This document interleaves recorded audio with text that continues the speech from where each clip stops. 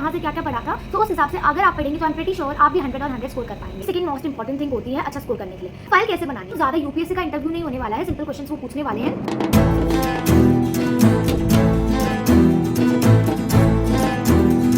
Hopefully आप thumbnail देख के ये वीडियो देखने आए होंगे। सो आप भी 100 और 100 स्कोर कर सकते हैं अपने पॉलिटिकल साइंस सब्जेक्ट में in class 12 board exams just by following this strategy.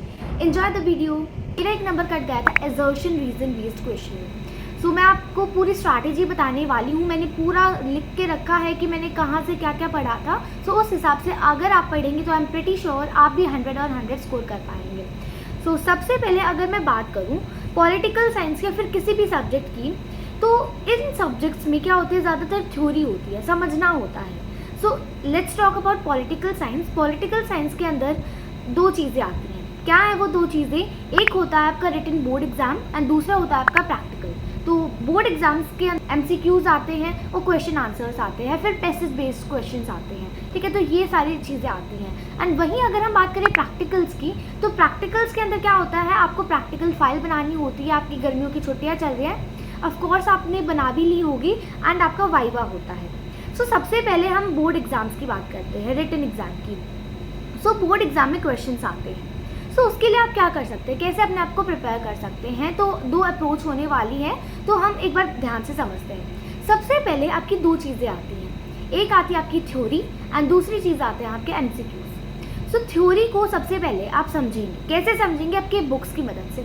आपकी बुक्स जो हैं एनसीईआरटीज, आप उन्हें ही फॉलो करेंगे एंड लाइन बाय लाइन आप उन्हें रीड करेंगे। रीड करने से आपको हर एक छोटी से छोटी चीज़ अच्छे से समझ में आ जाएगी। आप वन शॉट लेक्चर देख सकते हैं, उसके बाद आप अपनी बुक की बेसिक रीडिंग लगा लेंगे।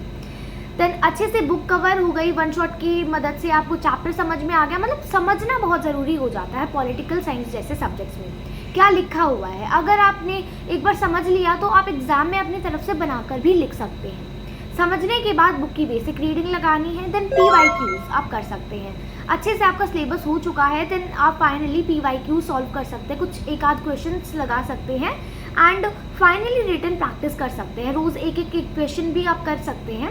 मान लो आपका एक पूरा चैप्टर कंप्लीट हो गया है, तो जो उसके बैक एक्सरसाइज पे जो क्वेश्चन है वो अपने आप से लिखने की एक बार कोशिश करना। तो ऐसे आपको बहुत अच्छे से समझ में आ जाएगा आप कैसे एग्जाम में लिखने वाले हैं, या फिर जो आपकी आंसर राइटिंग है उसमें क्या क्या आप मिस्टेक कर रहे हैं, क्या आंसर की जो फॉर्मेशन है वो सही नहीं है। मतलब आपको आपकी मिस्टेक्स का पता चल जाएगा। Now let's talk about MCQs। अब MCQs के लिए आपकी क्या अप्रोच रहने वाली है? सो MCQ के लिए भी आपका सेम ही सोर्स रहेगा जो कि आपके NCERT बुक। सो NCERT बुक को लाइन बाय लाइन पढ़ना बहुत ज़्यादा इंपॉर्टेंट हो जाता है। खास करके जो येलो बॉक्सेस गिवन है आपकी पॉलिटिकल साइंस की बुक के अंदर, जो लीडर्स के बारे में बताते हैं, इंपॉर्टेंट डेट्स के बारे में बताते हैं, इंपॉर्टेंट ईयर्स के बारे में बताते हैं, दोज आर वेरी इंपॉर्टेंट। उससे आपको MCQ में भी हेल्प होगी, साथ ही साथ आपके जो आंसर राइटिंग है उसमें भी बहुत ज़्यादा मदद मिलेगी। कैसे? देखो, उन बॉक्सेस के अंदर एक्स्ट्रा इन्फॉर्मेशन है, उस एक्स्ट्रा इन्फॉर्मेशन को आप अपने आंसर्स में डाल सकते हैं। उससे क्या होगा, आपके जो एग्जामिनर्स हैं जो चेक कर रहे हैं उन्हें पता चलेगा कि हाँ इस स्टूडेंट को ये भी पता है, ये भी पता है, यानी कि ये पढ़ के आया है। सो इससे आपका एक प्लस पॉइंट बन जाता है। इस वजह से ये बहुत इंपॉर्टेंट होता है इन्हें पढ़ना। देन MCQs के लिए भी मैं कहूँगी कि आप PYQs देख सकते हैं एंड इम्पॉर्टेंट MCQs की वीडियोस YouTube पे मिल जाती हैं। आप गूगल पे सर्च कर सकते हैं, या फिर आजकल तो ChatGPT AI टूल्स बहुत सारे अवेलेबल हैं जिससे आप टेक्स्ट कॉपी करके उससे MCQs जो हैं वो मांग सकते हैं। अब हम बात करते हैं प्रैक्टिकल्स की, जो कि सेकेंड मोस्ट इंपॉर्टेंट थिंग होती है अच्छा स्कोर करने के लिए। सो प्रैक्टिकल्स में दो चीज़ें इंपॉर्टेंट हो जाती हैं, एक तो होती है आपकी फाइल और दूसरी चीज़ क्या होती है आपका वाइवा। सबसे पहले हम प्रैक्टिकल फाइल की बात करते हैं। तो गर्मियों की छुट्टियों में हम बना लेते हैं ज़्यादातर प्रैक्टिकल फाइल्स को, और स्कूल में सबमिट भी हो जाती है और वो आपको प्रैक्टिकल्स के टाइम पे मिलती है। मेरे टाइम पे तो ऐसा हुआ था। So I am not sure about you guys. So files बना लेनी है। अब फाइल कैसे बनानी है? फाइल इस तरीके से बनानी है कि you are completely known to that file. ऐसा नहीं होना चाहिए कहीं से आपने कॉपी करके जो है कंटेंट लिख लिया लेकिन आपको उसके बारे में कुछ नहीं पता है। तो that file should be completely known to you. आपको पता होना चाहिए कि आपने क्या लिखा है, या फिर मतलब अगर कोई आपसे पूछ लेना कि ये तूने क्या लिखा है, कहाँ से लिखा, तो आपको उसके बारे में अच्छे से पता होना चाहिए। लिखते लिखते ही आपको याद हो जाएगा, या फिर एक बार आप पढ़ के जब लिखेंगे तो बहुत अच्छा रहेगा, या फिर फाइल बनाने के बाद उसकी रीडिंग ज़रूर लगा लेना। So that file should be entirely known to you. सबसे पहला पॉइंट, यहाँ से आपको फाइल के अच्छे नंबर मिल जाएंगे। फाइल सिंपल भी आप बना सकते हो, थोड़ा बहुत डेकोरेशन कर देना, ऐसा नहीं बहुत ज़्यादा ही चमकीली बन गई है।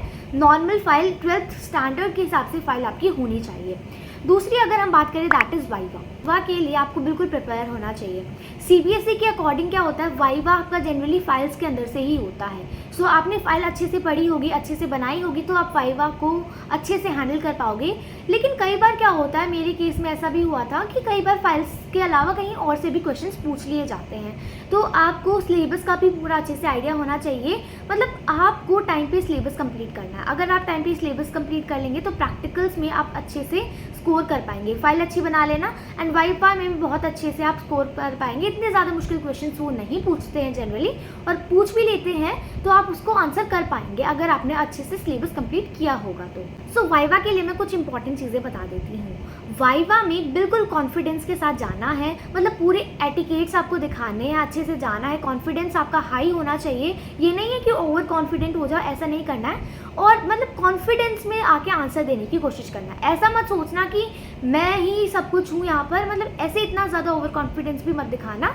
कॉन्फिडेंस में आके बिल्कुल सही आंसर देना, यानी कि तुमने आंसर दिया है तो वो क्वेश्चनिंग कर सकते हैं, वापस से क्रॉस क्वेश्चन कर सकते हैं।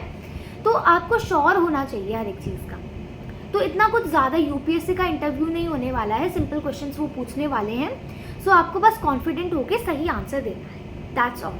सो आई होप आपको ये वीडियो बहुत ज़्यादा हेल्प करने वाली है आपकी क्लास 12th में अच्छा स्कोर करने के लिए। पॉलिटिकल साइंस में आप बहुत अच्छा स्कोर करने वाले हो। सो मिलते हैं नेक्स्ट वीडियो में, और अगर आप मेरी क्लास 12th की परसेंटेज जानना चाहते हैं तो प्लीज़ कमेंट सेक्शन में मेरे को कमेंट करके बताना। मिलते हैं नेक्स्ट वीडियो में, till then keep watching, keep learning, bye bye.